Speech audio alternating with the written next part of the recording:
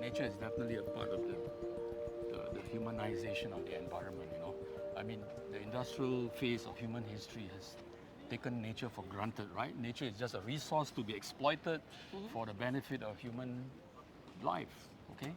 I think we've overdone it, and I think that nature is basically telling us, look, we better change, otherwise, you know, it's not going to be sustainable.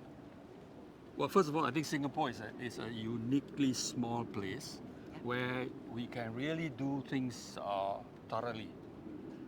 Where in large cities or large countries, it's very difficult. Yes. So therefore, Singapore has the opportunity really to lead the way, right?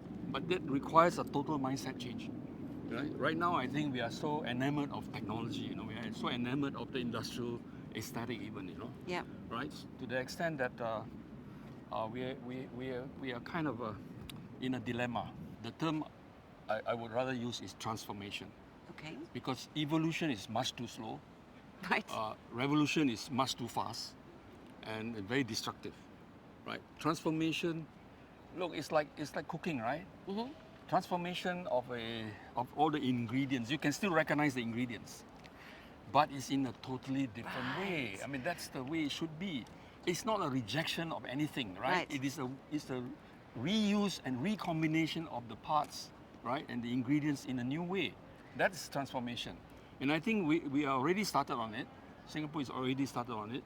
Right, in education, you can already see, you know, the schools are beginning to integrate, you know, character development and so on, but in a rather tentative and piecemeal way, right? So I think that sometimes we need to give it a push, sometimes we have to pull back, right? I think everywhere in the world there is a kind of affective divide between the top and the base, right? And I think people are beginning to be more and more skeptical and even cynical about Hierarchy. the hierarchy, you know. And so I think everywhere, I think Singapore is not excluded. The powers that be have to work a lot harder in bridging the gap, bonding the top and the bottom, and I think this requires a lot of work. The Singapore 5 Cs is cash, credit card, country club, car, and condo. Singapore 5 Cs. Right. Okay. This is the dream that has been brought about by the economic and the economic plan for Singapore, right? Right. And The 5 carats. the 5 carats, yes, Right. yes, right. So now we have to move to the 7 Cs. What is the 7 Cs? First is competence. Because of competence, then you will have confidence, and because of confidence, then you have courage, and because of courage, you dare to be curious, and because you are curious, therefore you become creative. But if you stop at creativity without increasing your sense of compassion, you can be a damn good crook, right? Yes. And then with all of this added together, you can collaborate. So the collaborative ability it has to be prepared by these preceding steps. The term internal and external is an extremely good term, right? These values are what do you call it? They are incentivized, and incentives are systems that come from the outside. This process here is motivation. It comes from the inside, right?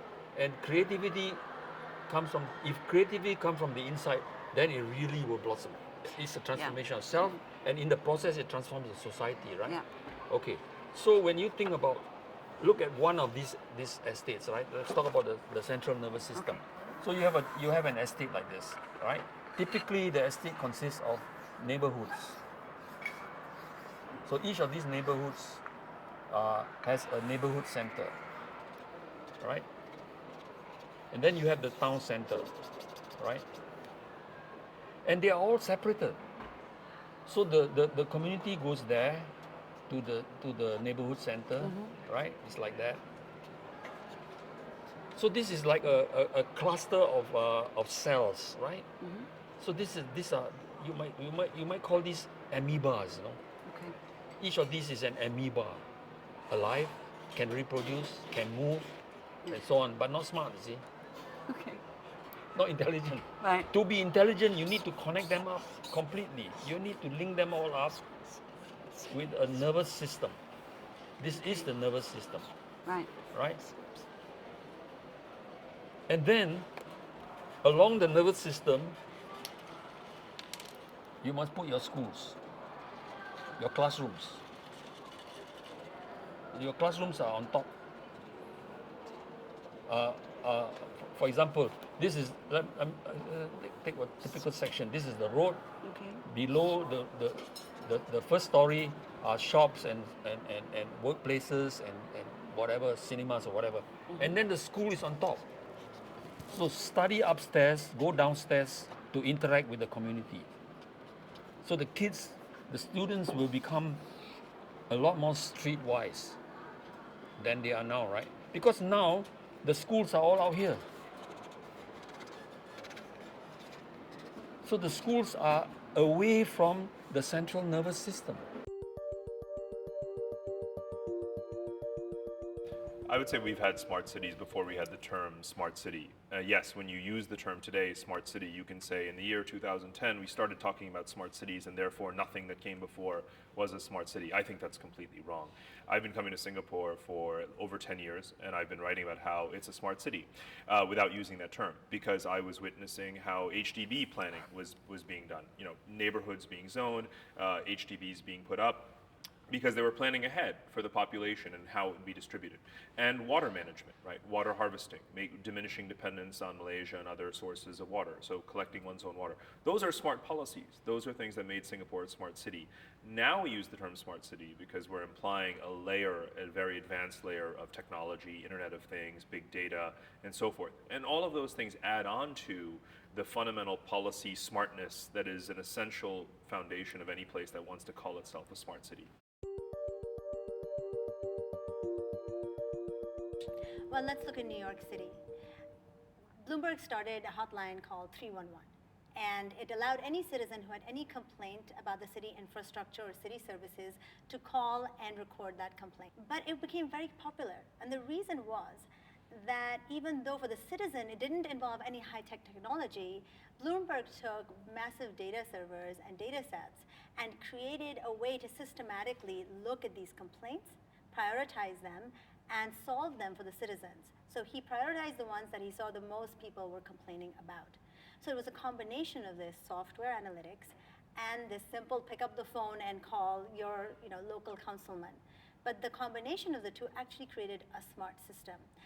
It is cheaper than it was before to do something like that because of the fall of computing and storage and analytics. That's a very strong component, an important component of a smart city. So these things will become easier because eventually what will happen is that the light will be able to send a wireless message itself to the city government. So we'll have smart objects. So you won't even need a citizen to call in the long run. But the point of showing this example is that it's iterative. It's phased. You just don't jump to a high-tech smart city. And the importance of the people who respond to those complaints is as important as the technology that enables you to actually communicate that complaint.